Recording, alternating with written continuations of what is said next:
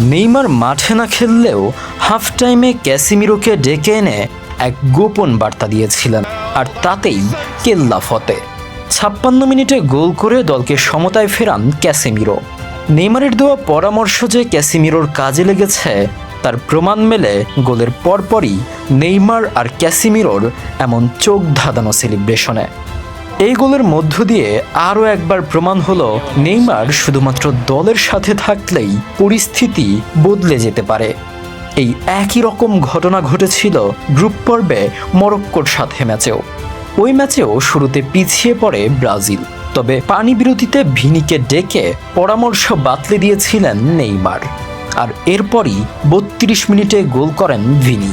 সমতায় ফেরে ব্রাজিল।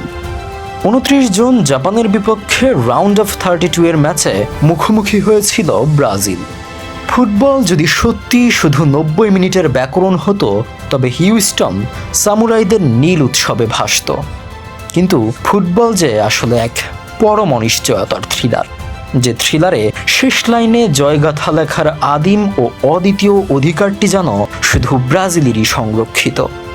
জাপানের নিখুঁত রণকৌশল যখন সেলেসাউদের হেক্সা মিশনকে 90 মিনিট পর্যন্ত এক এক রেখে খাদের কিনারে প্রায় নিয়ে এসেছে, ঠিক তখনই জেগে উঠল ব্রাজিলের সেই চিরচেনা চারিত্রিক দৃঢ়তা।